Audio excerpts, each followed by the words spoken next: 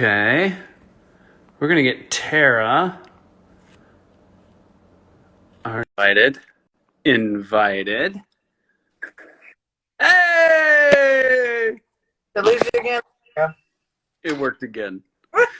Okay, so we at Vivron turned to Tara for knifey knife stuff, and you've been so helpful that it's birthed this, live chat experience. And we have this question on our minds. One of our persons came to us and was like, hey, I was reading on all these forums online that I need the most crazy hard steel possible in my knives. Is that true? Depends. Some of us in this world think hard is the best thing ever, and some of us think that sometimes there's exceptions at times. But knife-wise, yes, it's really popular right now to be all about really hard Rockwell, which is what we're talking about. Like the Rock. Yeah. And it is really common to kind of understand, like read it, go, okay, well, if my edge lasts longer with a harder steel, it must be better. And yes, absolutely.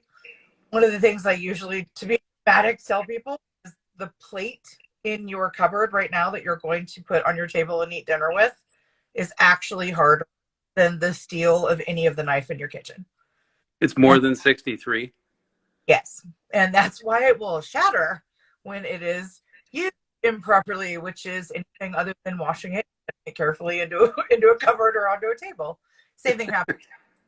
Huge benefit. But you see that benefit in understanding how to use those knives and having very good technique, because the trade-off is that they are sensitive to damage.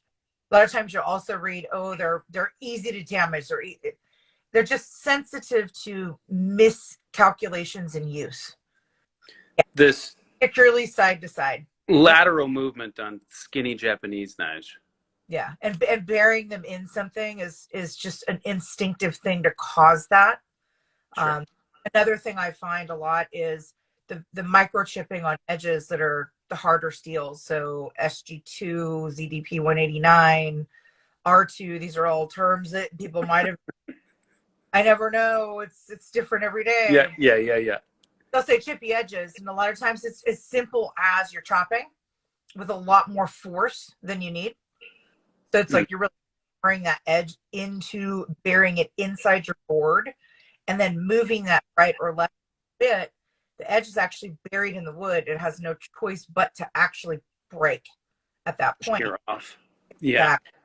And so in that case, it's possible for certain persons, either through technique or style, maybe those are the same thing, that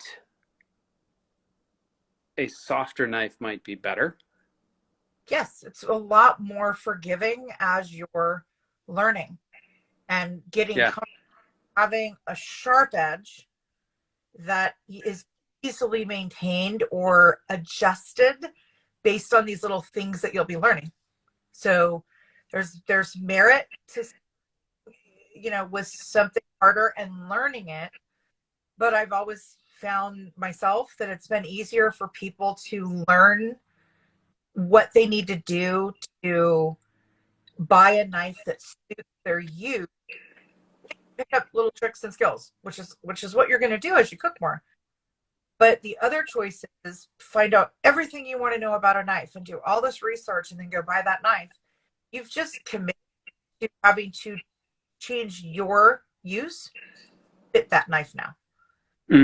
Otherwise, it's more than likely going to be a disappointment. It will fail you, and you will feel like the knife was a failure. But pretty much into knives can use almost any knife because the variations are just really stepping stones, I think. Like I'm a big book proponent of Victorinox, or even like the Mezen or a lot of these knives that are out there now, because they're awesome knives that do a really good job, but they also the person that's going to go further in knives is going to be able to find how to take care of them properly, maintain them properly, start to understand the relationship of the actual sharpened cutting edge, and then how to use it by its weight, shaped or its blade profile is to get the best lifespan out of that cutting edge and the happiest cooking with it.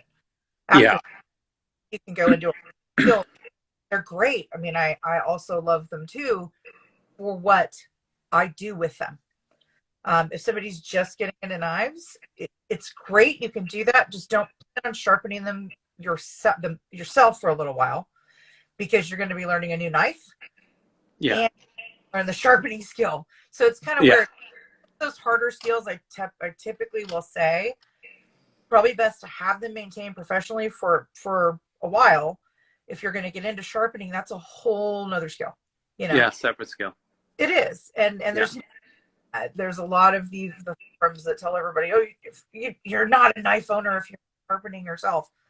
Truth is, if you're sharpening yourself, you know what you're doing. You're just have a knife that doesn't work right. Sure. So on style, I shouldn't rock a Nakiri. And on hardness, I should maybe start soft or learn like usage honing before you move up into a harder knife, which is counter like most, I think, assumptions around knives. Like you buy them once for your lifetime and then you dull them out and you forget they can be sharp. It's an overgeneralization. We see that. I mean, I still to this day get people that come in that say, for 20 years, we've never had it sharpened. Yeah. And I literally know that's exactly what's happened. Yeah.